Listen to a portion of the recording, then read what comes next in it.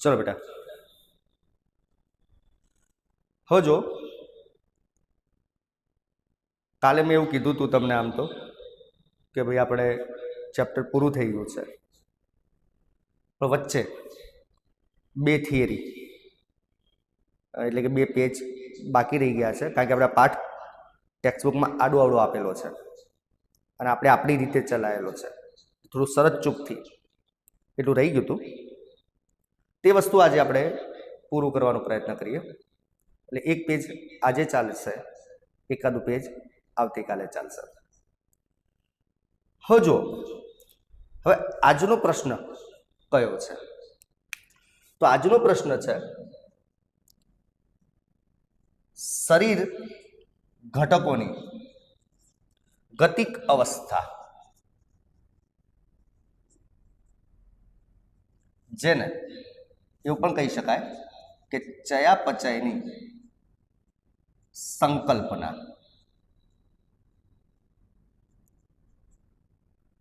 ચલો આવું ટાઇટલ છે આપણી ટેક્સ્ટબુકની અંદર કે શરીર ઘટકોની ગતિક અવસ્થા એટલે કે ચયાપચયની સંકલ્પના હવે જુઓ પહેલા જ કહી દઉં તમને કે ભાઈ આજનું જે લેક્ચર છે એ બોરિંગ છે એકદમ કંટાળો આવશે એમાંથી જે પ્રશ્ન જે બને એ બધા વિધાન પ્રકારના બનાવશે નીટમાં નીટ માટે ઇમ્પોર્ટન્ટ છે થોડું થિયરી માટે કોઈ ઇમ્પોર્ટન્ટ નથી એટલે થોડી ધીરજ રાખજો કદાચ માથા ઉપર હથોડા પડે તો સહન પણ કરજો બરાબર તો ધ્યાન એ રાખજો તો આ પ્રશ્નને આપણે બહુ સરસ રીતે ચલાવવાનો પ્રયત્ન કરીએ છીએ કે જેથી તમે કંટાળો નહીં બરાબર હવે જો ટાઇટલ થોડું ઓકવર્ડ આપેલું છે આપણને કે ભાઈ શરીર ઘટકોની ગતિક અવસ્થા એટલે કે ચયાપચયની સંકલ્પના સમજાવો ટાઇટલ ગયું તેલ લેવા ટાઇટલ હાલ ભૂલી જાઓ ચલો પહેલા તો એક કામ કરીએ આપણે કે આપણી આજુબાજુ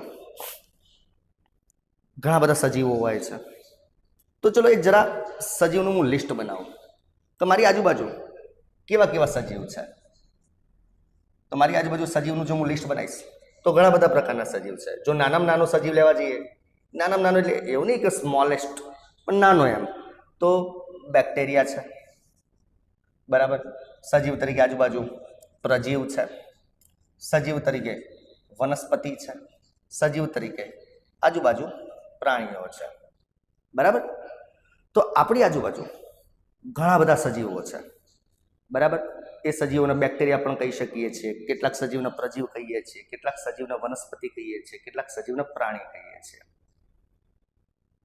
નો ડાઉટ બધા જ સજીવના લક્ષણ અલગ અલગ છે બેક્ટેરિયા તો એનું કેરેક્ટર અલગ હોય પ્રજીવ તો એનું કેરેક્ટર અલગ હોય વનસ્પતિ એનું કેરેક્ટર અલગ હોય પ્રાણી એનું કેરેક્ટર અલગ હોય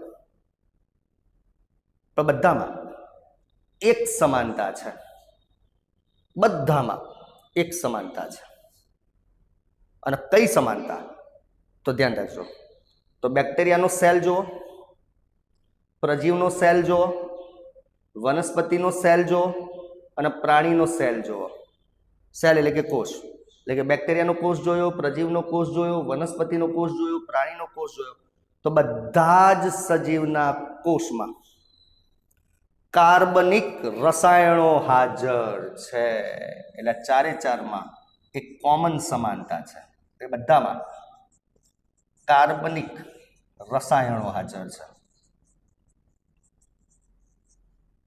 ભલે સજીવ અલગ અલગ રહ્યા કોઈક સજીવને બેક્ટેરિયા કહીએ છીએ કોઈ સજીવને પ્રજીવ કહીએ છીએ કોઈ સજીવને વનસ્પતિ કહીએ છીએ કોઈ સજીવને પ્રાણી કહીએ છીએ ભલે એના લક્ષણો અલગ અલગ રહ્યા પણ બધામાં એક કોમન છે કે બધા જ સજીવના જે કોષ છે એ બધા જ સજીવના કોષ એ કાર્બનિક રસાયણો ધરાવે છે બધાના કોષમાં કાર્બનિક રસાયણ હાજર છે અને એક બે કાર્બનિક રસાયણ નહીં હજારો કાર્બનિક રસાયણો હાજર છે અને તમે જાણો છો કે દરેક કોષમાં આ જે હજારો કાર્બનિક રસાયણો છે એના કારણે જ દરેક સજીવનો કોષ ક્રિયા કરી શકે છે. એટલે જ આ કાર્બનિક રસાયણને આપણે જૈવિક અણુ તરીકે પણ ઓળખીએ છીએ. બરાબર? થોડું ઇન્ટરેસ્ટિંગ બનાવવાનો પ્રયત્ન કરીએ છીએ આપણે. ખાલી ટેક્સ્ટબુકમાં છે તો વાંચી નથી જવાનું, એને સમજવાનું છે. તો આપણે કોના ઉપર ફોકસ કર્યું? તો આપણે જૈવિક અણુ ઉપર ફોકસ કર્યું. અને કયા બેઝ ઉપર જોયું?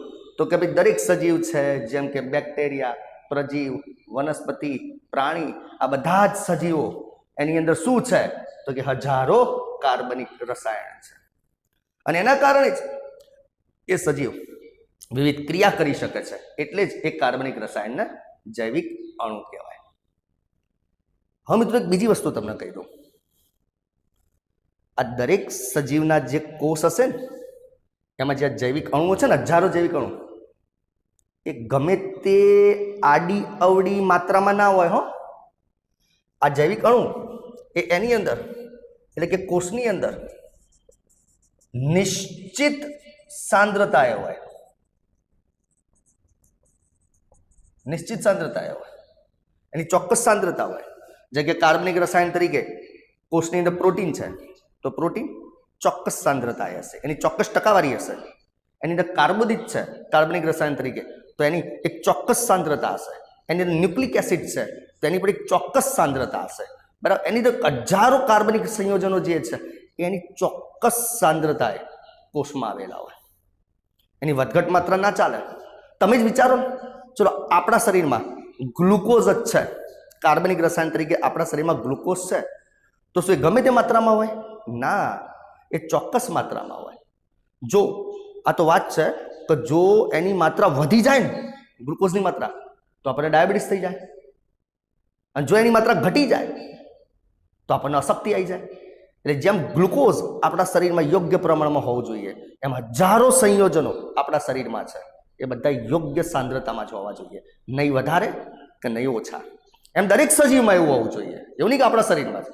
એટલે લખ્યું છે કે કોષમાં તે નિશ્ચિત સાંદ્રતાએ હોય. અને એની સાંદ્રતા માપવી હોય ને, તો આપણી પાસે 2 યુનિટ છે, 2 એકમ છે.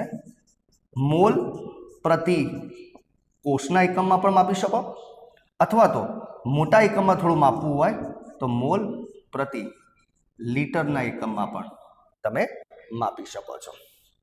બોલો, ક્લિયર? કમ્પ્લીટ? તો ચલો બેટા, આટલે સુધી આપણે ડિસ્કસ કરી. જરા એકવાર મને જણાવી દો, આટલે સુધી ખ્યાલ આવી ગયો છે કે નહીં? ઓકે,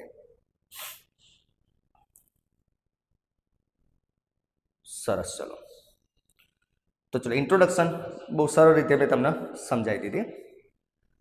હવે ચલો, હવે મેસેજ રહેવા દો. હવે આપણે આ ક્વેશ્ચનમાં થોડું આગળ વધીએ.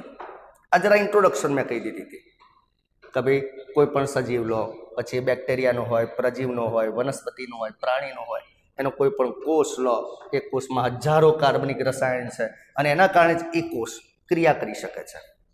એટલે જ એ રસાયણને આપણે જૈવિક અણુ કહીએ છીએ. વળી એ જૈવિક અણુ ગમે તે માત્રામાં ના હોય, એ નિશ્ચિત સાંદ્રતાએ હોય. અને એ સાંદ્રતાને મોલ પ્રતિ કોષ અથવા મોલ પ્રતિ લીટરમાં લઈ શકાય. હવે થોડા આગળ વધીએ, થોડા આગળ વધવાનો પ્રયત્ન કરીએ. તો મિત્રો, તમને જાણીને નવી લાગશે.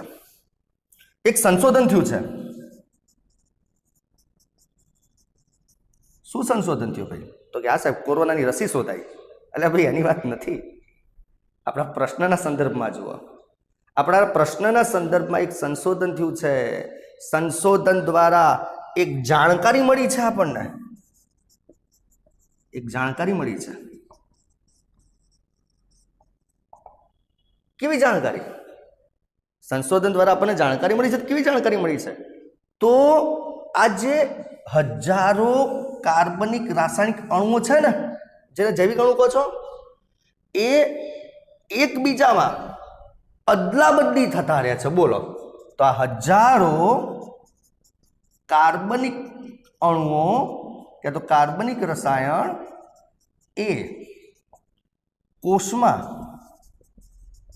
એકબીજામાં રૂપાંતરિત થતા રહે છે. એનો મતલબ શું થયો ખબર છે? તો મારા શરીરમાં હાલ જોયું તો માલ્ટો જ પડ્યો હતો, તો થોડી વાર રહીને જોયું તો ગ્લુકોઝ બની ગયો.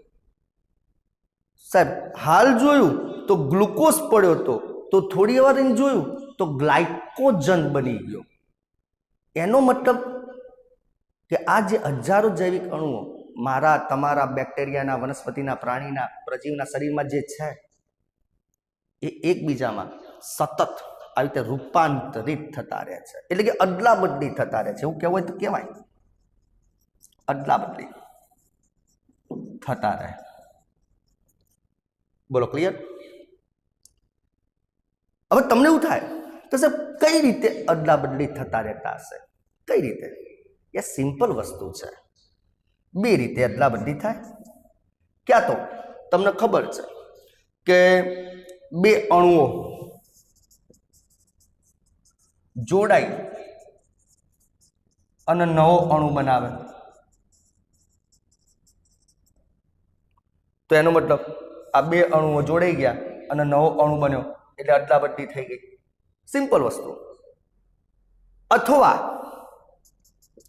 કોઈ અણુ નું વિઘટન થાય અને એમાંથી નવો અણુ બનાવે.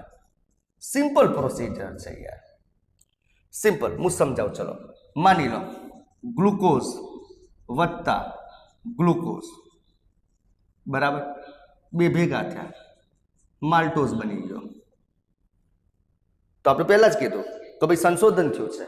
સંશોધન ઉપરથી એક જાણકારી મળી છે કે આપણા શરીરમાં જે હજારો કાર્બનિક રસાયણ છે એ કોષની અંદર એકબીજામાં રૂપાંતરિત થતા રહે છે, એટલે કે અદલા બદલી થાય છે. તો કઈ રીતે અદલા બદલી થાય છે? તો ઘણી વખતે પહેલી વાત કે બે અણુઓ જોડાય, તો મેં જોડીને બતાવ્યા, ગ્લુકોઝ ગ્લુકોઝ જોડાય અને નવો અણુ બનાવે, એટલે બોલો અદલા બદલી થઈ ગઈ.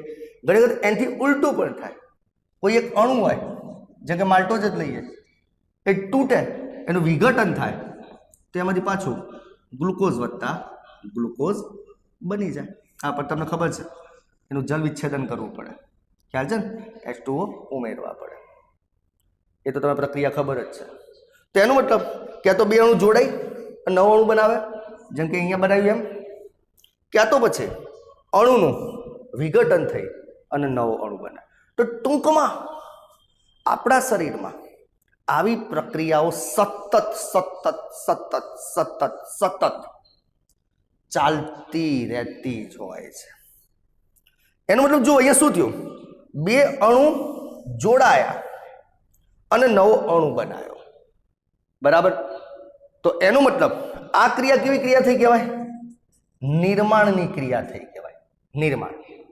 કારણ કે બે જોડાઈ અને કંઈક નવું બનાવે છે. જોજો, યાદ રાખજો, આ પ્રક્રિયા કેવી થઈ? નિર્માણની ક્રિયા. કારણ કે એમાં બે અણુ જોડાઈ અને કંઈક નવું બનાવે છે. જ્યારે બીજી ક્રિયામાં શું થતું હતું? વિઘટન થતું હતું. એટલે કે એક અણુ તૂટી અને કંઈક જુદું બનાવે છે. તો એનો મતલબ કે પહેલી ક્રિયા છે ને એને હું નિર્માણની ક્રિયા કહી શકું, અને આ જે બીજી ક્રિયા છે ને એને હું વિઘટનની ક્રિયા કહી શકું. એનો મતલબ સંશોધન ઉપરથી સાબિત થયેલું છે, આપણને જાણકારી મળી છે કે આવા હજારો કાર્બનિક અણુઓ છે જે એકબીજામાં રૂપાંતરિત થાય છે, અને બે રીતે રૂપાંતરિત થાય છે. ક્યાં તો બે અણુ જોડાઈ અને નવા અણુનું નિર્માણ કરી શકે છે, અથવા તો કોઈ જૂના અણુનું વિઘટન થઈ અને નવો અણુ બનાવે છે. ટૂંકમાં આપણા શરીરમાં આવી નિર્માણની ક્રિયાઓ, વિઘટનની ક્રિયાઓ ચાલતી ને ચાલતી ને ચાલતી ને ચાલતી જ રહે. અને એ ચાલે છે ને એટલે જ આપણે જીવીએ છીએ. જે દિવસે આ ક્રિયાઓ સ્ટોપ થઈ ગઈ એ દાડ આપણે પણ સ્ટોપ. સમજ્યા? આપણે તમે કહેશો હિતેશભાઈ બહુ સારા હતા ગયા. કેમ? પ્રક્રિયાઓ સ્ટોપ થઈ ગઈ. તો બોલો, આટલે સુધી ક્લિયર થઈ ગયું છે? જરા એકવાર આટલે સુધી આપણે એકવાર વાત કરી દઈએ. ચલો, સીધા પ્રશ્ન જ પૂછું છું. તો ભાઈ આપણી આજુબાજુ જે સજીવો છે, એમાં બેક્ટેરિયા, પ્રજીવ, વનસ્પતિ, પ્રાણી અને વગેરે પ્રકારના સજીવો છે, એ બધા શેના બનેલા છે? તો કે હજારો કાર્બનિક રસાયણના બનેલા છે. એ કાર્બનિક રસાયણને શું કહે છે? તો કે જૈવિક અણુ કહે છે.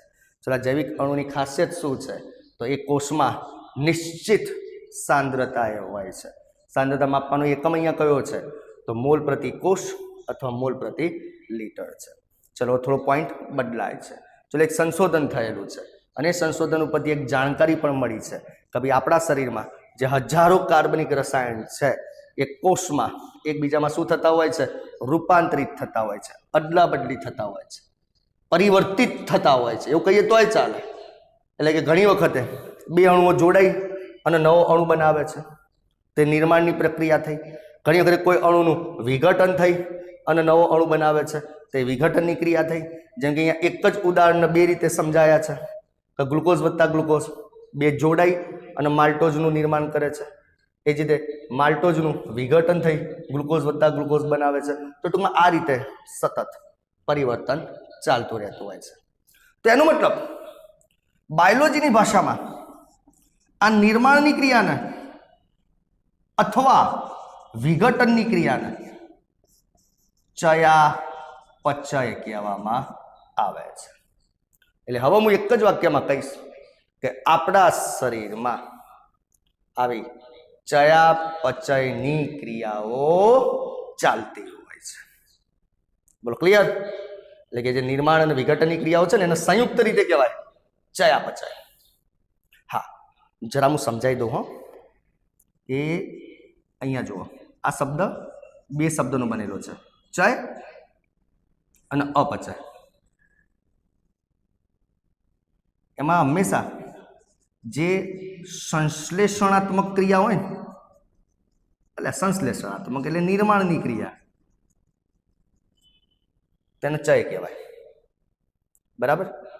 અને જેમાં વિઘટન થતું હોય તો એને अपचय કહેવાય।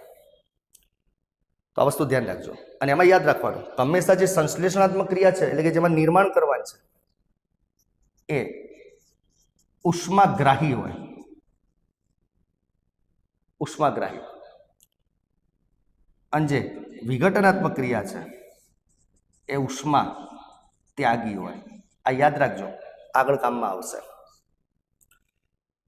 तो आपणे शुं कर्युं आ जे रासायणिक क्रियाओ थती थी आ जे जैविक क्रियाओ थती थी एना माटे छेल्ले एक कॉमन शब्द लावी दीधो कयो चयापचय। के भाई आपणा शरीरमां जे जीववा माटे जे क्रियाओ थाय छे एने चयापचय कहेवाय। ए निर्माण प्रकारनी पण होय अने विघटन प्रकारनी पण होय। एमां जो निर्माण प्रकारनी होय एटले के संश्लेषणात्मक तो एने चय कहेवाशे अने विघटनात्मक प्रकारनी होय बराबर तो एने अपचय कहेवाशे। हमेशा चय क्रिया ए उष्माग्राही है, अपचय क्रिया ए उष्मा त्यागी है। बोलो क्लियर? आ टेस्ट सुधी खबर पड़ी गई है। तो जो आवी तो घणी बधी क्रियाओ छे जेनुं हूँ लिस्ट तमारी सामे मूकूं छुं। एना पहेला आटलो स्क्रीनशॉट पाड़ी लो। चलो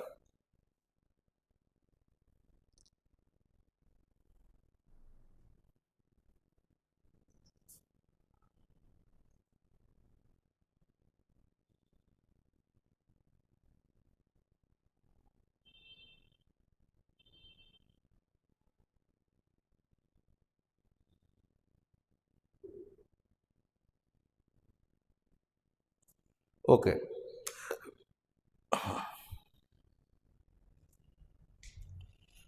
जो एवी क्रियाओ थाय छे आपणा शरीरमां के आपणे घणी वखत विचार्युं पण ना होय।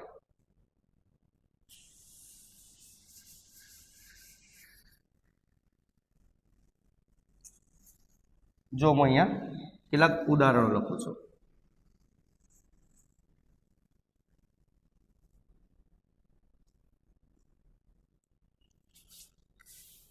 જેમ કે એક ક્રિયા કેવી થાય છે તો કે આપણા શરીરમાં એમિનો એસિડ હોય એ એમિનો એસિડમાંથી તમને ખબર છે એમિનો એસિડમાં કાર્બોક્સિલિક ગ્રુપ હોય COOH એમાંથી CO2 दूर થઈ જાય તો હવે જે વધે એને કહેવાશે એમાઇન। તો આવી ક્રિયા પણ આપણા શરીરમાં થતી હોય છે એટલે કે એમિનો એસિડમાંથી ડીકાર્બોક્સિલેશન થાય એટલે કે કાર્બન ડાયોક્સાઇડ દૂર થાય અને એમાઇન બની જવું। એ જ રીતે બીજી એક ક્રિયા થાય છે કે આપણા શરીરમાં જે ડાયસેકેરાઇડ છે એ તો આપણે હાલ લખેલું જ હતું, જેમ કે માલ્ટોજ, આ ઉદાહરણ લખેલું છે ડાયસેકેરાઇડ, બરાબર. એ ડાયસેકેરાઇડનું હાઇડ્રોલિસિસ થાય. હાઇડ્રોલિસિસ એટલે કે પાણીનો અણુ અંદર ઉમેરવો પડે એટલે એનો જે ગ્લાયકોસિડિક બનશે શું થાય? તૂટી જાય. ખ્યાલ છે ને? એટલે ગ્લુકોઝ જેવા મોનોસેકેરાઇડ બની જાય. તો આ પ્રક્રિયા પણ તમે સમજી શકો છો. આ અને આ બંને સેમ જ છે, પણ અહીંયા ઉદાહરણ લીધું છે અને અહીંયા પ્રકાર લખ્યો છે, જે કે ડાયસેકેરાઇડ, તેનું ઉદાહરણ માલ્ટોજ. હાઇડ્રોલિસિસ થવું એટલે કે પાણી ઉમેરાવું, અને મોનોસેકેરાઇડ બનવા એટલે કે ગ્લુકોઝ વત્તા ગ્લુકોઝ બનવા, બરાબર. ચલો, આવી ત્રીજી પ્રક્રિયા પણ છે કે આપણે ડીએનએ ભણ્યા, એમાં ન્યુક્લિયોટાઇડ ભણ્યા. એમાં અમુક ન્યુક્લિયોટાઇડ એડેનિનથી બનેલા હતા, અમુક ગ્વાનિનથી બનેલા હતા. અને એ તમને ખબર છે, એડેનિન ગ્વાનિન જેવા નાઇટ્રોજન બેઝ જે હતા એની અંદર ઘણી જગ્યાએ NH2 સમૂહ હતા. યાદ છે ને? આવા આપણે દોરતા હતા આ રીતે. તો ઘણી વખત ત્યાંથી આવા એમિનો જૂથને દૂર પણ આપણે કરી શકીએ છીએ. NH2 સમૂહ દૂર થવો. તો મારો કહેવાનો મતલબ એ છે કે મેં તો ખાલી અહીંયા આગળ આવી ખાલી 3 પ્રક્રિયાઓ લખી છે, ખાલી 3 પ્રક્રિયાઓ. પણ આપણા શરીરમાં તો આવી રૂપાંતરણની હજારો પ્રક્રિયાઓ સતત ચાલતી હોય છે. હાલ તમે ભણી રહ્યા છો ને, તો અંદર તો આવી રૂપાંતરણની ક્રિયા ચાલતી જ હોય. હું ભણાઈ રહ્યો છું તો આ રૂપાંતરની ક્રિયા ચાલે જ છે. અને જો આ રૂપાંતરણની ક્રિયામાં સહેજ આઘું પાછું થયું તો આપણે આઘા પાછા થઈ જઈએ. એકદમ બેલેન્સમાં થવી જોઈએ, ટાઈમ ટુ ટાઈમ થવી જોઈએ. સહેજ પણ એમાં આઘું પાછું થવું જોઈએ નહીં. બોલો, ક્લિયર? ચલો, આટલે સુધી હાનામાં જવાબ આપો બેટા.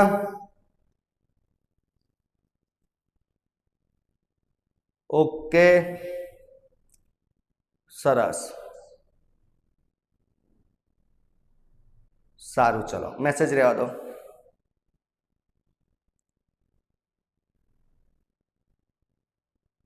કોઈ ડાઉટ નથી ને?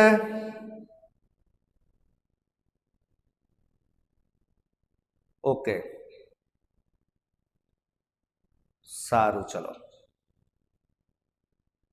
જો તો આપણે શું કર્યું?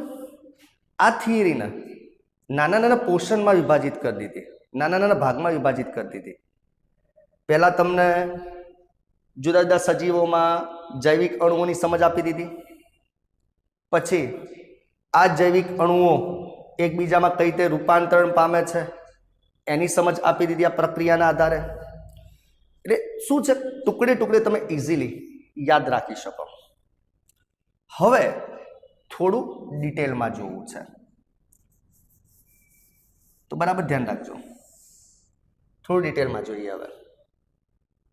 હવે તમને એમ થતું હશે કે સાહેબ, આપણા શરીરમાં આ જે ક્રિયાઓ થાય છે, જેને તમે ચયાપચય નામ આપ્યું, તો શું આ ચયાપચયની ક્રિયાઓ એ સ્વતંત્ર થતી હશે?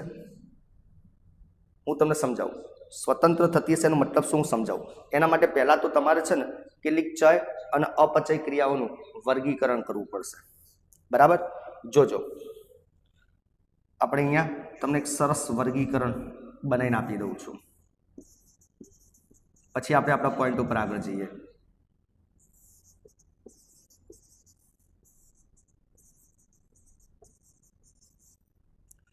ચલો, ચય અને અપચય. જો ચયમાં મેં પહેલા જ કીધું હતું, સંશ્લેષણાત્મક ક્રિયા હોય તેને ચય કહેવાય, બરાબર? તો હંમેશા જેની પાછળ સંશ્લેષણ શબ્દ આવતો હોય, જેમ કે પ્રકાશ સંશ્લેષણ, લિપિડ સંશ્લેષણ, પ્રોટીન સંશ્લેષણ, એટલે કે જેની પાછળ સંશ્લેષણ શબ્દ આવતો હોય એ બધી જ ક્રિયા ચય છે, એટલે એની અંદર હંમેશા નિર્માણ થાય છે. તેનો મતલબ આ પ્રકાશ સંશ્લેષણ એટલે શું તો તમને ખબર છે, એમાં ખોરાકનું નિર્માણ થાય છે. લિપિડ સંશ્લેષણ એટલે શું, તેમાં લિપિડનું નિર્માણ થાય છે. પ્રોટીન સંશ્લેષણ એટલે શું, તેમાં પ્રોટીનનું નિર્માણ થાય છે. તો સંશ્લેષણનો મતલબ જ નિર્માણ પામવું, અને નિર્માણ પામવું એટલે ચય ક્રિયા. એટલે હંમેશા એક શોર્ટકટ યાદ રાખવાનું કે જેની પાછળ સિન્થેસિસ શબ્દ આવતો હોય, સંશ્લેષણ શબ્દ આવતો હોય, નિર્માણ શબ્દ આવતો હોય એ બધા ચય છે. અને અંગ્રેજીમાં કોઈ કહે તો પ્રકાશ સંશ્લેષણને શું કહે, ફોટોસિન્થેસિસ. એટલે સંશ્લેષણ એટલે સિન્થેસિસ, બરાબર. ધ્યાન રાખજો મિત્રો, લિપિડ સંશ્લેષણ એટલે લિપોસિન્થેસિસ, પ્રોટીન સંશ્લેષણ એટલે પ્રોટીન સિન્થેસિસ. એટલે તમારે 3 શબ્દ યાદ રાખવાના, નિર્માણ શબ્દ અથવા સંશ્લેષણ શબ્દ અથવા સિન્થેસિસ શબ્દ. આટલા શબ્દ આવતા હોય તો સમજી લેવાનું કે ચય ક્રિયા છે. બોલો ક્લિયર? હા. સામે અપચય. અપચય કોને કહેવાશે? હા, અને ચોથો શબ્દ પણ છે હો. હા, જીનેસિસ. જીનેસિસનો મતલબ પણ નિર્માણ થાય. એટલે જો જેની પાછળ નિર્માણ, જેની પાછળ સંશ્લેષણ, જેની પાછળ સિન્થેસિસ અથવા જીનેસિસ શબ્દ આવે એ બધી ચય ક્રિયા કહેવાય. હવે ચલો અપચય. તો અપચય તો એનો મતલબ જેમાં વિઘટન થતું હોય, અહીંયા લખેલું છે જેમાં વિઘટન, એ બધી અપચય છે, બરાબર. તો એના માટે પાછળ અંગ્રેજીમાં શબ્દ આવે લાઇસિસ અથવા લિસિસ. હું ઉદાહરણ આપું છું, ચિંતા ના કરતા, બરાબર. જેની પાછળ લાઇસિસ કે તો લિસિસ શબ્દ આવે ને તો સમજી લેવાનું કે અપચય ક્રિયા છે. જેમ કે ગ્લાયકોલાઇસિસ, બીજું લિપોલાઇસિસ, ત્રીજું પ્રોટીયોલાઇસિસ. ક્લિયર? તો આ બધા જ અપચય પ્રક્રિયાઓ છે. અને ચોથી લખો શ્વસનની પ્રક્રિયા. એમાં પણ તમને ખબર છે ગ્લુકોઝનું વિઘટન થાય છે, એટલે અપચય કહેવાશે. તો ચલો, આટલો મેં શોર્ટકટ આપી દીધો, પણ આ શોર્ટકટ વાપરવાનો કઈ રીતે એ હું તમને અહીંયા પ્રશ્ન પૂછી અને શીખવાડું છું. તો પહેલાં આટલો સ્ક્રીનશોટ પાડી લો. ચલો,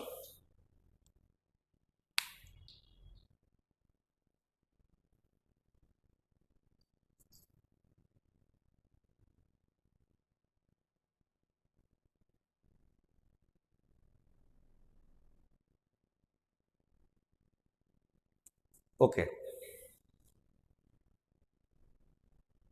હવે જો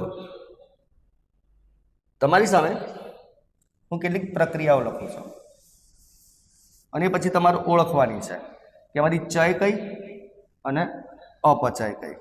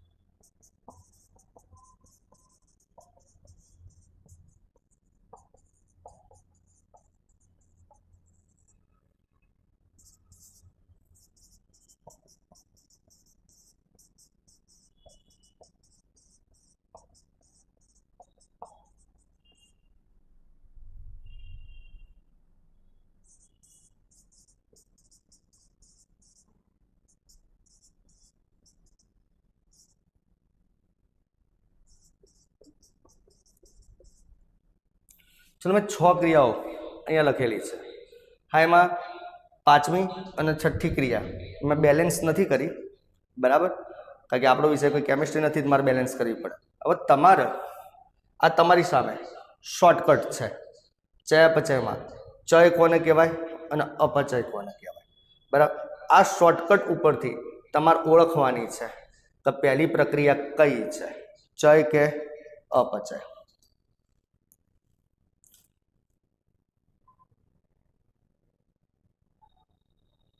ચલો, પ્રિયાનો હાથ અદ્ધર થયો છે, કરણ દરજીનો હાથ અદ્ધર થયો છે, ઘણા બધાનો હાથ અદ્ધર થયો છે અને મેસેજ પણ કર્યા છે તમે બધાએ.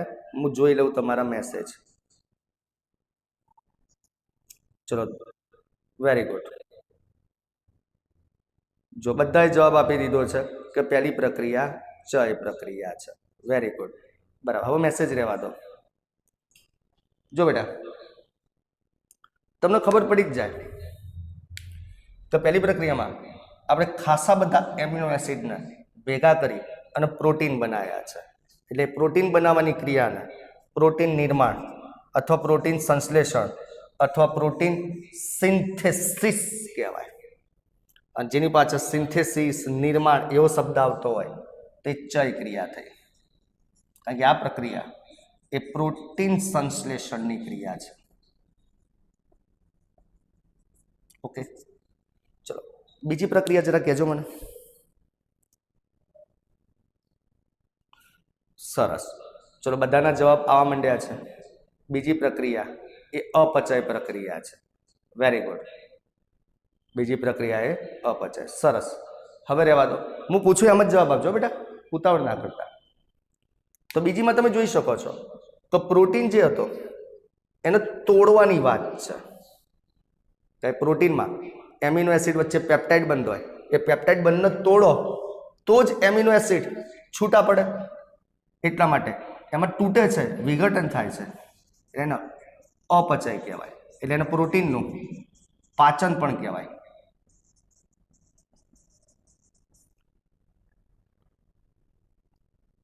ઓકે, એટલે અંગ્રેજીમાં પ્રોટીઓલાઇસિસ તરીકે ઓળખાય.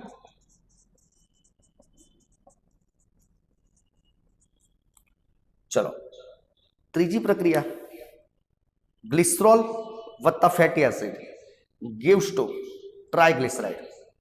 વેરી ગુડ, બધાનો જવાબ આવી રહ્યો છે ચય પ્રક્રિયા. સરસ, કારણ કે એમાં જુઓ બે અણુઓ જોડાય છે અને ટ્રાયગ્લિસરાઇડ બનાવે છે. અને તમે ભણી ગયા છો આ જ પાઠમાં, ટ્રાયગ્લિસરાઇડ એટલે એક પ્રકારની લિપિડ છે.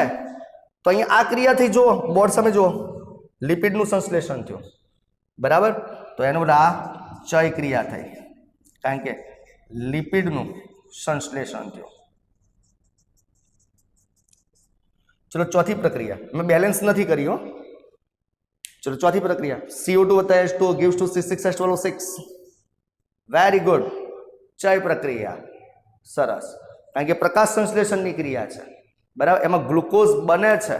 જો આ બે ભેગા થયા અને એમાંથી ગ્લુકોઝ બન્યો, એટલે એ પણ ચય પ્રક્રિયા છે, જેને કહેવાય પ્રકાશ સંશ્લેષણની પ્રક્રિયા.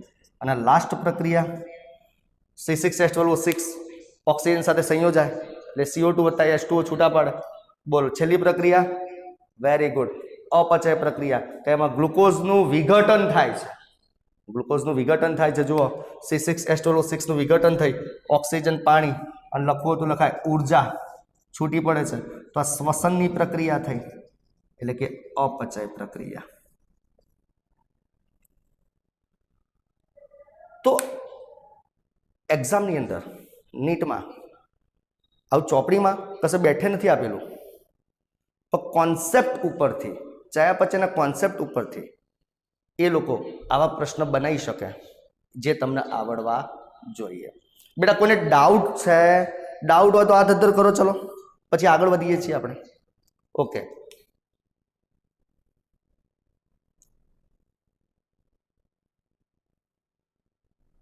એટલે ડાઉટ કોને છે?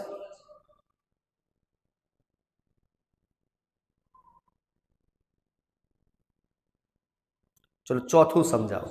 બેટા ચોથામાં શું છે જો હું સમજાવી દઉં. ચોથામાં તમે એક કામ કરો, એવું વિચારો કે આપણે લિપિડ ભણીએ છીએ, લિપિડની અંદર પહેલા એક કામ કરો, આટલું સ્ક્રીનશોટ પાડી લો, ચલો સ્ક્રીનશોટ પાડી લો, પછી ભૂસી દો બાકીનું. ઓકે,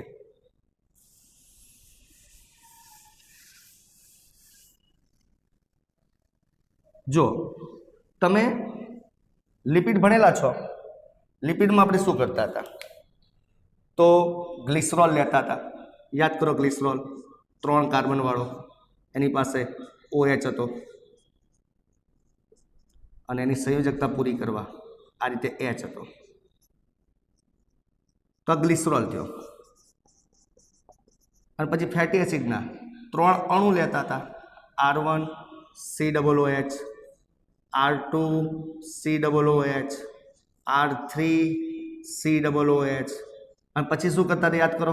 આનો H અને આના OH એની વચ્ચે બંધ બનાવતા હતા. એટલે આ રીતે તમને ખ્યાલ છે એક નવો અણુ બની જતો હતો,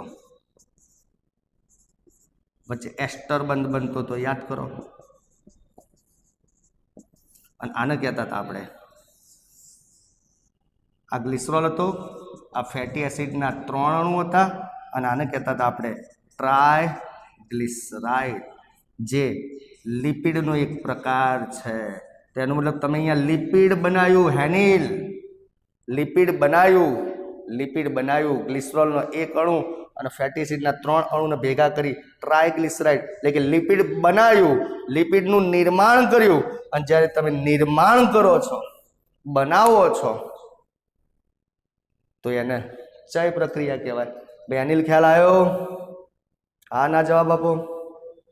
ઓકે, સરસ. બેટા કંટાળો નથી આવતો ને આજના લેક્ચરમાં? ઓકે, ચલો નિખિલ શું પ્રોબ્લેમ છે? મેસેજ જવા દેજો બેટા હવે. ઓકે, સારું. હવે જુઓ, આપણે થોડા આગળ વધીએ. હવે તમને એમ થાય કે આપણા શરીરમાં તો એનો મતલબ સાહેબ આવા હજારો અણુઓ છે, અને આ હજારો અણુઓ પાછા આવી પ્રક્રિયાઓ કરી અને એકબીજામાં પરિવર્તન પામે જતા હોય. જરૂર જણાય તો ભેગા થઈ અને નવા અણુનું નિર્માણ કરે, જરૂર જણાય તો વિઘટન થઈ અને નવા અણુનું નિર્માણ કરે. આમ ચય અપચય ક્રિયાઓ ચાલતી જ રહે છે, વાત સાચી. પણ શું આ ચયાપચયની ક્રિયા એ સ્વતંત્ર છે? હવે અહીંયા થોડું ડિટેલ આપણે સમજવાનું છે.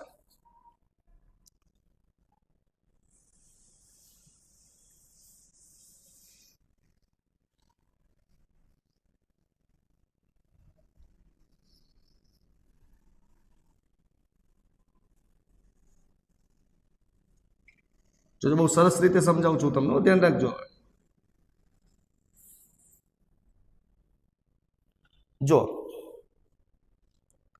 હંમેશા એક વસ્તુ યાદ રાખવાની કે કોઈ પણ કુદરતી ઘટના એમને એમ ના થાય, એની પાછળ કંઈક ને કંઈક હેતુ હોય. કોઈ પણ કુદરતી ક્રિયા એમને એમ નહીં થાય, એની પાછળ કંઈક ને કંઈક હેતુ છે. હું તમને એક સરસ મજાનું ઉદાહરણ આપીને સમજાવું. ચલો ધ્યાન એ રાખજો. એક વાર્તાની જેમ આપણે સમજીએ, બરાબર? માની લો કે અહીંયા આગળ એક રાક્ષસની આપણે વાત કરીએ. ચલો ના, ચલો એ ઉદાહરણ નથી લેવું આપણે, એ આની અંદર સેટ નહીં થાય. બીજું કોઈક ઉદાહરણ લઈએ આપણે કે કુદરતમાં કોઈ ક્રિયા એમને થતી નથી, એની પાછળ કંઈક હેતુ હોય છે. નહીં કહેતા ઘણા લોકો કે જે થાય છે સારા માટે જ થાય છે, બરાબર? હા, તો ચલો આપણે આપણા સંદર્ભમાં જ વિચારીએ. ચલો બારનું કોઈ એક્સ્ટ્રા ઉદાહરણ નથી લેવું, નહીં મજા આવે એમાં. માની લો કે આ માનવ શરીર છે એટલે રેખાકૃતિ દ્વારા આપણે સમજીએ બરાબર આ માનવ શરીર છે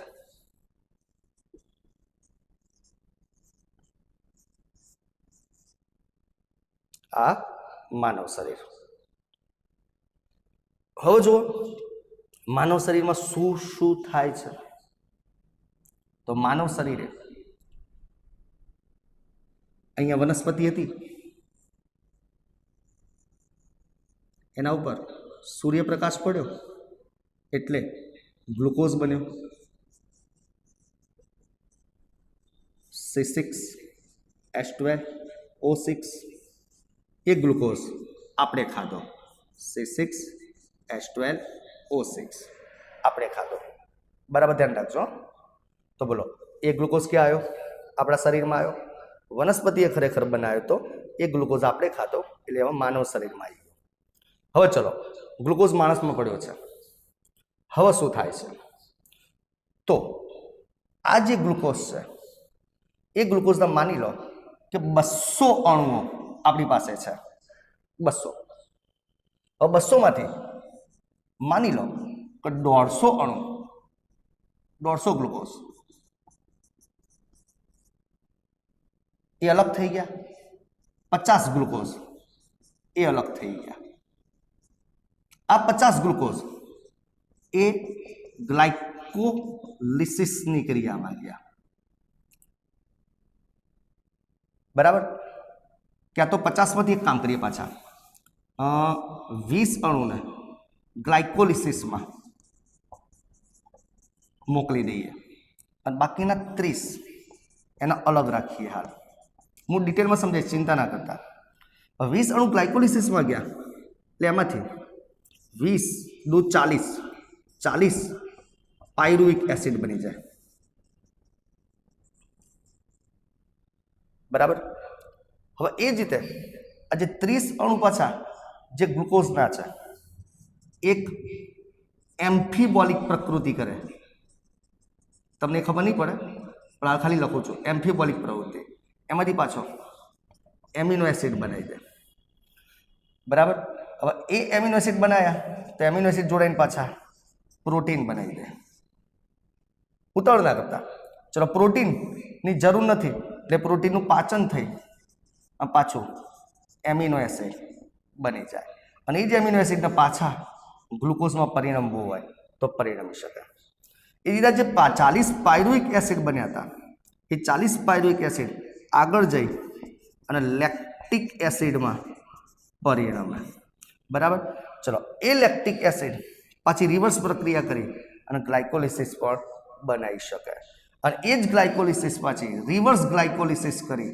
પાછા ગ્લુકોઝ પણ બનાવી શકે હવે જે 150 ગ્લુકોઝ હતા એ પાછા ગ્લાયકોજન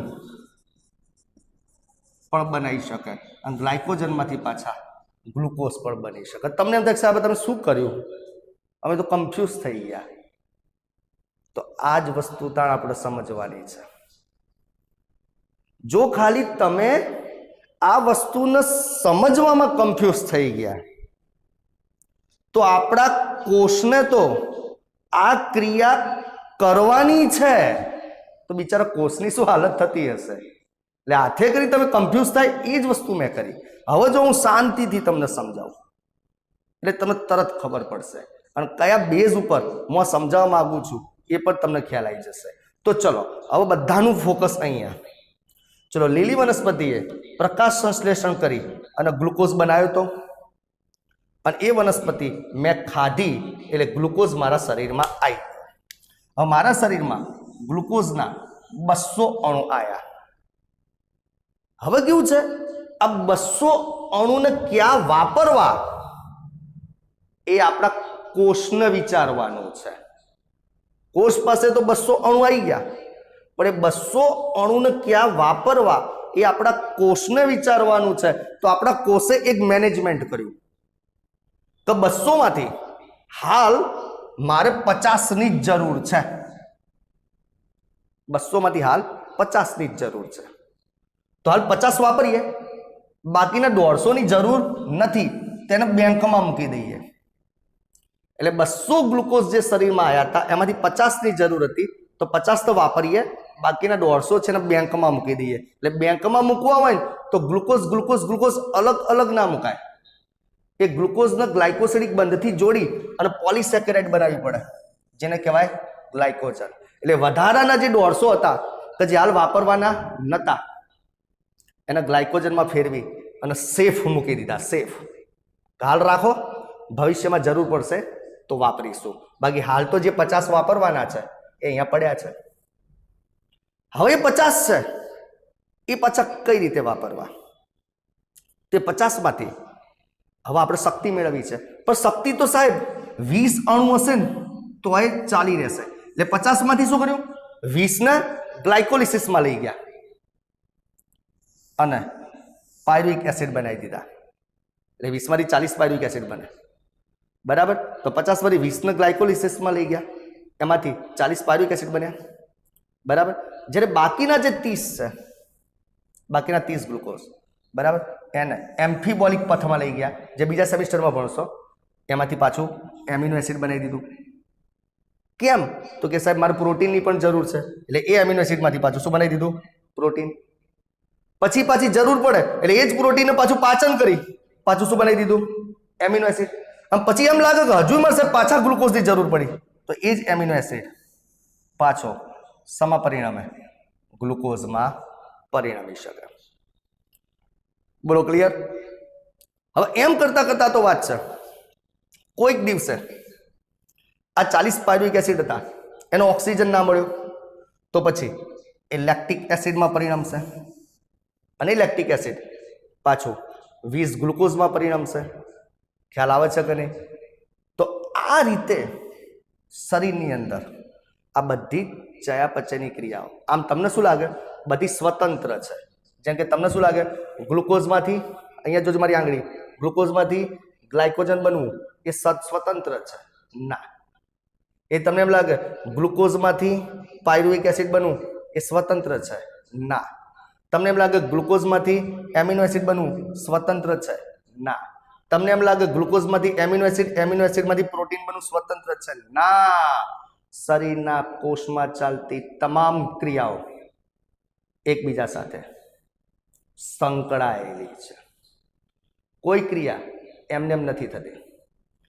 તમે જુઓ ને, અહીંયા પહેલેથી જ બેકઅપ પ્લાન લઈ લીધો છે. જો તો 150 ગ્લુકોઝ વધારાના હતા, 150 ગ્લુકોઝ વધારાના હતા, તો 150 ગ્લુકોઝને એને ગ્લાયકોજન સ્વરૂપે પહેલેથી જ ફિક્સ ડિપોઝિટ કરીને મૂકી દીધા, કે જેથી ભવિષ્યમાં કોઈક વખતે આ વનસ્પતિ તમને ગ્લુકોઝ ના આપે, તમારા કોષમાં નવા ગ્લુકોઝ ના આવે, તેવા સમયે આ જે ગ્લાયકોજન છે, આ ગ્લાયકોજન એ તમને ગ્લુકોઝ પ્રોવાઈડ કરશે. બરાબર? એટલે કે કોઈ ક્રિયા શરીરમાં એમને એમ થતી નથી. બોલો ક્લિયર? તો અહીંયા આગળ અમે આખું શું લખ્યું? અહીંયા શું છે? શેના મેસેજ ચાલે છે?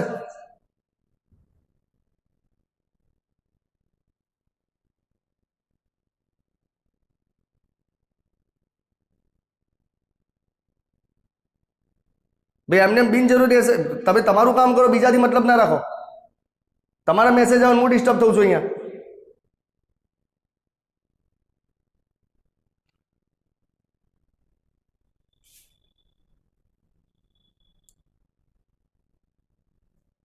તો આ માનવ શરીરમાં આ તો એક જ વસ્તુને લગતી પ્રક્રિયા લખી છે મેં, ખાલી ગ્લુકોઝને લગતી.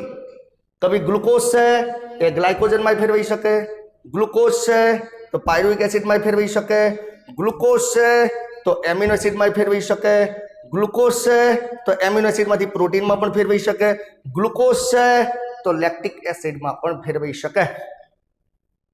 અને કોનામાં ફેરવવું, કેટલી માત્રામાં ફેરવવું, એ બધું જ આ કોષ નક્કી કરે. બોલો ક્લિયર? કમ્પ્લીટ?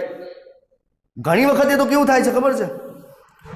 એક જ પ્રક્રિયાની અંદર આખી એક શૃંખલા જોડાયેલી હોય. જેમ કે મેં અહીંયા લખ્યું કે નહીં, તો 50 ગ્લુકોઝ એ ગ્લાયકોલિસિસની પ્રક્રિયા કરે છે, ગ્લાયકોલિસિસની, અને પાયરુવિક એસિડ બનાવે છે. એટલે જોજો આ ગ્લુકોઝ છે એ ગ્લાયકોલિસિસની પ્રક્રિયા કરીને પાયરુવિક એસિડ બનાવે છે. આગળ જ આપણે ભણી ગયા એ 10 તબક્કાની પ્રક્રિયા છે. તો તમને એવું થાય કે સાહેબ ખાલી આટલી પ્રક્રિયા સમજવામાં જો આપણે કન્ફ્યુઝ થયા તો કોષ આ પ્રક્રિયા કરવામાં કન્ફ્યુઝ નહીં થતો હોય, હે, આડોળું નહીં થઈ જતું હોય? દાખલા તરીકે ગ્લુકોઝમાંથી પાયરુવિક એસિડ બનાવવાનું તો ભૂલમાંથી એમિનો એસિડ બની જાય તો ચક, ભૂલમાંથી ગ્લાયકોજન બની જાય તો બિલકુલ આડોળું નહીં થાય. કારણ કે આ બધી જ પ્રક્રિયા જે કોષમાં થાય છે એ નિયંત્રણ હેઠળ થાય છે. અને એનું નિયંત્રણ કોણ કરે છે? તો બધાનો બાપ ઉત્સેચક. ઉત્સેચક આ બધી જ પ્રક્રિયાઓને નિયંત્રણમાં કરે છે, પ્રક્રિયાનો વેગ વધારે છે અને ઓછા સમયમાં બહુ સરસ રીતે આ બધી જ પ્રક્રિયાઓને વ્યવસ્થિત રીતે કરે છે. ધ્યાન રાખજો, આ છે ને આપણા કોષમાં ચાલતી બધી પ્રક્રિયાઓ એ ટ્રાફિક જેવી હોય બેટા. હું તમને ઉદાહરણ આપું.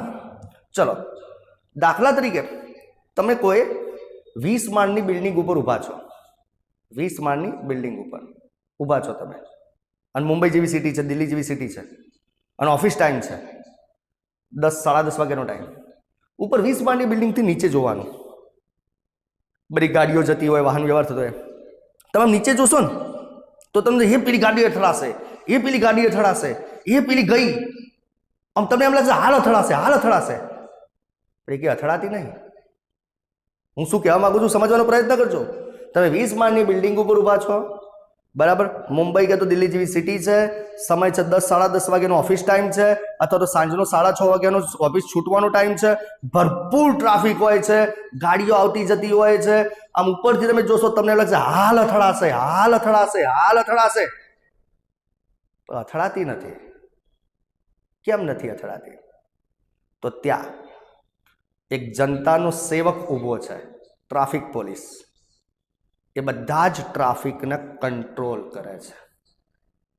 સાથે સાથે લાઇટો લાગેલી છે, red light, yellow light, green light, એ ટ્રાફિકનું કંટ્રોલ કરે છે.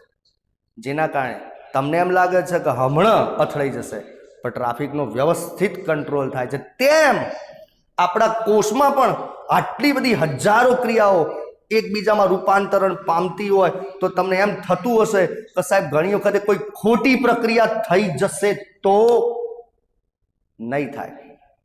નહીં થાય, ખોટી પ્રક્રિયા બિલકુલ નહીં થાય. તમારા ફૂટેલા નસીબ હશે થશે, બાકી 99.9% કિસ્સામાં આપણા કોષમાં કોઈ જ ખોટી પ્રક્રિયા નહીં થાય. કારણ કે જેમ વાહન વ્યવહારનો ટ્રાફિક પોલીસ વડે કંટ્રોલમાં હોય છે, તેમ આ ક્રિયાને કહેવાય ચયાપચયિક ટ્રાફિક. આને કહેવાય ચયાપચયિક ટ્રાફિક, જે ઉત્સેચકો વડે કંટ્રોલમાં રહેતો હોય છે. બોલો ક્લિયર? કમ્પ્લેટ. એટલે કે કોઈ પણ દુર્ઘટના વગર આપણા કોષમાં આવી બધી જ ક્રિયાઓ ચાલતી રહેતી હોય છે. આના ફોટાની કોઈ જરૂર નથી હો, આનો સ્ક્રીનશોટ પાડવાની જરૂર નથી. આ તો ખાલી મેં તમને સમજાયું કે આવી જાત જાતની ક્રિયાઓ આપણા શરીરમાં ચાલતી હોય છે. તો ચલો બેટા, આટલે સુધી કમ્પ્લીટ ક્લિયર થઈ ગયું છે? ઓકે, સરસ. તો હવે આનો આપણે આખો સારાંશ જોઈ લઈએ. જોજો બેટા, આપણે કહી દીધું અહીંયા પહેલેથી સ્ટાર્ટ થાય છે. દરેક સજીવ, જે કે બેક્ટેરિયા, પ્રજીવ, વનસ્પતિ, પ્રાણી હોય, તે બધામાં હજારો કાર્બનિક રસાયણ હોય છે. બરાબર? પહેલા જ ચર્ચા કરેલી છે. આ કાર્બનિક રસાયણને જૈવિક અણુ કહે છે, જે નિશ્ચિત સાંદ્રતાએ હોય છે, જેને મોલ પ્રતિ કોષ અથવા મોલ પ્રતિ લીટર એકમમાં મપાય છે. તો પહેલો પોષણ હતો આટલે સુધી. પછી તે બીજો પોષણ આવ્યો હતો તો આપણે એક સંશોધન કર્યું હતું, અને સંશોધન દ્વારા એક મુખ્ય માહિતી પ્રાપ્ત કરી હતી કે બધા જ અણુઓ એકબીજામાં અદલા બદલી થતા રહે છે, એટલે કે એકબીજામાં પરિવર્તન પામતા રહે છે. કઈ રીતે? તો ક્યાં તો એકબીજા સાથે જોડાઈ અને નવા બને એટલે કે નિર્માણ પામે અથવા તો વિખંડન પામે. તો એ ક્રિયાને ચયાપચય કહે છે. ચય અને અપચય બે શબ્દ છે, સંશ્લેષણ અને વિખંડન અનુક્રમે કહેવાય. ચય એટલે ઉર્જાગ્રાહી, અપચય એટલે ઉર્જા ત્યાગી. આ 3 ક્રિયાઓ પણ મેં લખેલી હતી, ખ્યાલ આવી ગયો. અને આવી તો હજારો ક્રિયાઓ શરીરમાં થાય છે. તો અહીંયા બીજો પોષણ પૂરો થયો. ત્રીજા પોષણમાં કીધું હતું કે મુખ્યત્વે આવી ચયાપચયની ક્રિયા કોષમાં એકલી અટુલી થતી નથી, પરંતુ બીજી પ્રક્રિયાઓની સાથે જોડાયેલી છે. આખા કોષમાં બતાવી હતી ને, ખાસી બધી પ્રક્રિયાઓ બીજા સાથે સંકળાયેલી હતી. એટલે કહીએ તો ચયાપચયકોનું એકબીજામાં જે પરિવર્તન થાય છે એ આખી જોડાયેલી પ્રક્રિયા છે. અને ગ્લાયકોલિસિસ જેવી પ્રક્રિયા છે એ તો આખી શૃંખલાથી થાય છે, 10 તબક્કાની. અને શૃંખલાને ચયાપચયનો પથ કહે છે. યાદ કરો, મેં લખ્યું હતું ગ્લુકોઝમાંથી પાયરુવિક એસિડ બનાવવું હોય તો 10 તબક્કા, તેને ચયાપચય પથ કહેવાય. તો તમને એવું થાય કે સાહેબ એક્સિડન્ટ નહીં થાય, તો કે ના, આ વાહન વ્યવહાર જેવો, વાહન વ્યવહારના ટ્રાફિક જેવો હોય છે. એટલે કે જેમ ટ્રાફિક એક નિશ્ચિત વેગે અને નિશ્ચિત દિશામાં ગતિ કરે છે અને અત્યંત સરળ ગતિ એના દ્વારા ટ્રાફિકની થાય છે અને કોઈ પણ દુર્ઘટના વગર ટ્રાફિકનું નિયમન થાય છે, તેમ અહીંયા આગળ પણ આ બધી જ ક્રિયાઓ એકબીજાથી જોડાયેલી ચયાપચયની ટ્રાફિકની જેવી જ છે, સરળ ગતિથી થઈ જાય છે અને દુર્ઘટના વગર થઈ જાય છે. કેમ? કારણ કે આ બધી જ પ્રક્રિયા ઉત્સેચક વડે એટલે કે ઉત્પ્રેરણની ક્રિયાથી થાય છે. એટલે કોઈ જ એક્સિડન્ટ અહીંયા થવાનો નથી. એમાં કોણ મદદ કરે છે? ઉત્સેચક તેને મદદ કરે છે. બરાબર. આમ આપણા શરીરમાં આમ જોવા જઈએ તો ઉત્સેચક વગર પ્રક્રિયા કરવી હોય તો થાય, પણ સમય બહુ લઈ લે અને એમાં દુર્ઘટના થવાની બીક બહુ છે. એટલે આપણા શરીરમાં એવું કહી શકાય કે ઉત્સેચક વગર કોઈ ક્રિયા શક્ય બનતી નથી. તો ચલો બેટા, બહુ સરસ રીતે આપણે પતાવી દીધો આ પ્રશ્ન.